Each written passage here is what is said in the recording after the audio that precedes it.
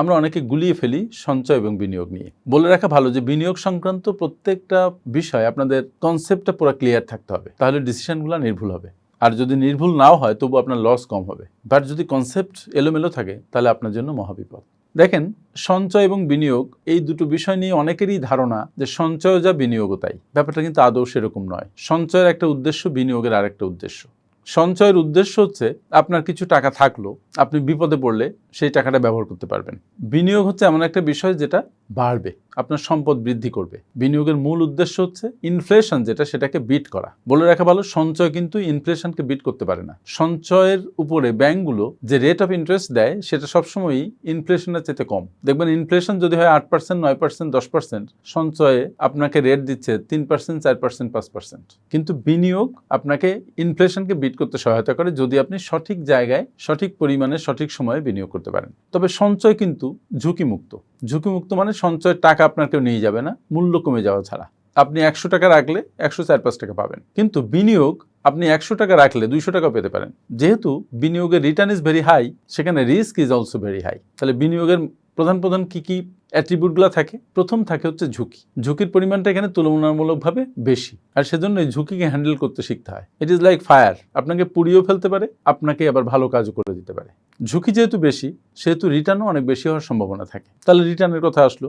Return হচ্ছে সেভিংসের চাইতে এখানে তুলনামূলকভাবে রিটার্ন অনেক বেশি। এবং আবার বলি যে এখানে যে রিটার্নটা আসে সেটা মুদ্রাস্ফীতিজনিত যে টাকার ক্ষয় হয় সেটাকে বিট করে আপনার বেশি রিটার্ন দিতে পারে বিনিয়োগ। ফলে আপনার টাকার ক্রয় ক্ষমতা বজায় থাকে বা বাড়ে, সেভিংসে যেটা হয় না। আরেকটা বিষয় হচ্ছে সময়কাল, যে আপনি কত বছরের জন্য বিনিয়োগ করছেন। আপনি যত লম্বা সময়ের জন্য বিনিয়োগ করবেন তত আপনার সম্পদ বৃদ্ধি পাবে, আপনি কম্পাউন্ডিংয়ের জাদুটা অনুভব করতে পারবেন। এবং আরেকটা কথা বলা খুব জরুরি, বিনিয়োগের মেয়াদ যত বেশি হয় ঝুঁকি তত কম হয়। এক পর্যায়ে মেয়াদ অনেক বেশি হলে ঝুঁকি থাকেই না। So investment is good for long term. যেমন আপনি যদি শেয়ার বাজারে ইনভেস্ট করেন, আপনি যদি মিউচুয়াল ফান্ডে ইনভেস্ট করেন, আপনি এসআইপিতে ইনভেস্ট করেন, আপনি রিয়েল এস্টেটে ইনভেস্ট করতে পারেন, আপনি সঞ্চয়পত্রে ইনভেস্ট করতে পারেন, গভর্নমেন্ট বন্ডে ইনভেস্ট করতে পারেন। অনেকগুলো ইনভেস্টমেন্টের ক্ষেত্র আছে। গোল্ড ইনভেস্ট করতে পারেন। বাট এটাই শিখতে হবে যে আপনি কোথায় ইনভেস্ট করবেন, কোথায় করবেন না, কখন কোথায় করবেন। তাহলে জমানো এবং বিনিয়োগের মধ্যে মূল একটা পার্থক্য কি? জমানো যে টাকা সেটা মূলত নিরাপদ। ওই যে মুদ্রাস্ফীতিজনিত কারণে যদি ক্ষয়ে যায় সেটা ক্ষয়ে গেল, বাকি টাকা আপনার নিরাপদ। আপনি যদি ভালো ব্যাংক দেখে ভালো জায়গাতে আপনি রাখতে পারেন। আর বিনিয়োগের ক্ষেত্রে কি হয়, আপনার টাকা আপনার জন্য কাজ করে এবং সেটা অনেক বাড়িয়ে তুলতে পারে। কিন্তু ভুলে গেলে চলবে না যে বিনিয়োগের ক্ষেত্রে আবার রিস্ক ইজ ভেরি হাই, যদি আপনি রিস্কটাকে ম্যানেজ করতে না পারেন, বিনিয়োগ যদি না বুঝেন। একটা উদাহরণ দিয়ে বুঝাই। জমা টাকা এটা হচ্ছে আপনার পানির ট্যাঙ্কের মতো, যা আপনার জরুরি প্রয়োজনে পানি লাগতে পারে, এজন্য ট্যাঙ্কে পানি ফুল করে রাখতে হয়। নচেত তো সবসময় পানি আসতেছে লাইনে, কিন্তু আপনি ওর ট্যাঙ্কের মধ্যে পানি রাখছেন কেন? কারণ ইনকেস পানি আপনার আসা বন্ধ হয়ে যায়, যদি কোনো সমস্যা হয়, ইলেকট্রিসিটি না থাকে, হোয়াট উইল হ্যাপেন দেন? তখন পানি আসা বন্ধ হয়ে যাবে, আপনি জরুরি কাজ সারতে পারবেন না। এই জন্য সেভিংসটা হচ্ছে আপনার সেফটি মেজার হিসেবে কাজ করে। আর বিনিয়োগটা হচ্ছে আপনার জমির বীজ, জমিতে লাগানো বীজ। তার মানে যদি বীজটা লাগিয়ে, ভালো বীজ লাগিয়ে, ভালো মাটির মধ্যে লাগিয়ে যদি আপনি এটা পরিচর্যা করেন এবং সবচেয়ে বড় কথা এটা আপনি ওয়েট করতে থাকেন, তাহলে একসময় এই বীজ গাছে পরিণত হবে এবং সেই গাছ থেকে একসময় অনেক ফসল পাবেন বা ফল পাবেন। এখন প্রশ্ন হচ্ছে কখন আপনি কোনটি বেছে নেবেন? আপনার জীবনে দেখবেন যে বিভিন্ন পর্যায়ে টাকা লাগে। স্বল্প মেয়াদে টাকা লাগে, 6 মাস পরে আপনার কিছু কিনতে টাকা লাগবে, 1 বছর পরে কিছু কিনতে টাকা লাগবে, আবার 5 বছর পরে আপনি আপনার ছেলে স্কুল থেকে কলেজে যাবে, তখন আপনার টাকা লাগবে। 10 বছর পরে আপনার ছেলে ইউনিভার্সিটিতে যাবে, দেশ থেকে বাইরে যাবে, তখন আপনার অনেক টাকা লাগবে। 15 বছর পরে আপনি একটা অ্যাপার্টমেন্ট কিনবেন বা নিজের একটা বাড়ি করবেন, সেখানে আপনার অনেক বেশি টাকা লাগবে।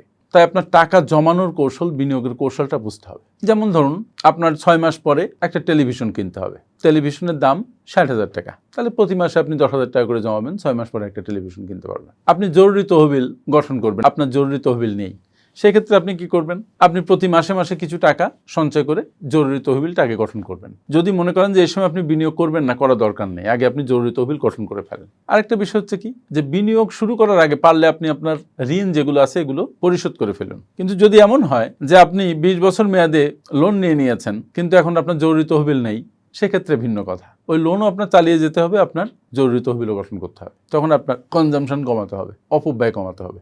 আচ্ছা, ধরুন দীর্ঘমেয়াদী একটা লক্ষ্যর ব্যাপার বলি, ধরেন আপনার অবসর জীবন, আপনার সন্তানের উচ্চশিক্ষা, আপনার বাড়ি করা, এগুলোর ব্যাপারে যেটা বলছিলাম। এই ধরনের লং টার্ম লক্ষ্য পূরণের জন্য আপনি শুধু সঞ্চয় করলে আপনার হবে না, আপনার বিনিয়োগে যেতে হবে। আপনি স্টক মার্কেটে বিনিয়োগ করতে পারেন, আপনি প্রতি মাসে মাসে সঞ্চয়পত্র কিনতে পারেন, আপনি ডিপিএস করতে পারেন, আপনি গভর্নমেন্ট বন্ড কিনতে পারেন, আপনি মিউচুয়াল ফান্ড কিনতে পারেন, এসআইপি করতে পারেন। এগুলো আপনার ইনফ্লেশনকে বিট করবে। সঞ্চয়পত্র এটা আবার সেভিংসের কাছাকাছি খানিকটা, তবুও বিনিয়োগ একটা লম্বা সময় ধরে করতে হয়, সেটাও আপনার ইনফ্লেশনকে বিট করে ফেলবে মোটামুটি, কারণ এটা 10%-এর উপরে, ইনফ্লেশন 8%।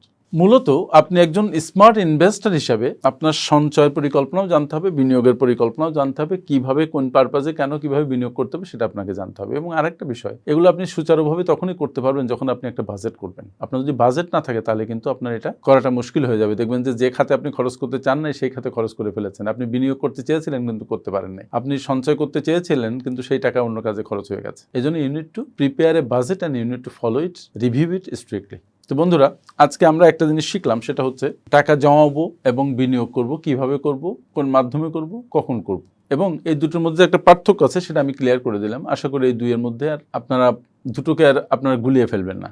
সঞ্চয়টা কি বুঝলেন, বিনিয়োগটা কি বুঝলেন, আর একটা জিনিস জানলেন যে টাকা জমানোর মাধ্যমে আপনি একটা প্রোটেকশন পাবেন, সুরক্ষা পাবেন, আর বিনিয়োগের মাধ্যমে আপনি টাকাকে বৃদ্ধি করতে পারবেন। ফিনান্সিয়াল নিরাপত্তার জন্য, ফিনান্সিয়াল স্বাধীনতার জন্য আপনার বিনিয়োগের বিকল্প নেই। কারণ ওভার দ্য টাইম আপনি যদি বিনিয়োগ না করে শুধু সঞ্চয় করতে থাকেন, সেভিংস অ্যাকাউন্টে টাকা রাখতে থাকেন, তাহলে দেখবেন যে পরিমাণ টাকা বেড়েছে আপনার, তার সাথে বেশি বেড়েছে ইনফ্লেশন, ফলে আপনার টাকার মূল্যকে কমিয়ে দিয়েছে। তো আজকে এ পর্যন্তই, দেখা হবে পরবর্তী ভিডিওতে। সে পর্যন্ত আপনারা সবাই ভালো থাকুন, সুস্থ থাকুন, আমাদের সাথেই থাকুন, নিরাপদ থাকুন। আসসালামু আলাইকুম।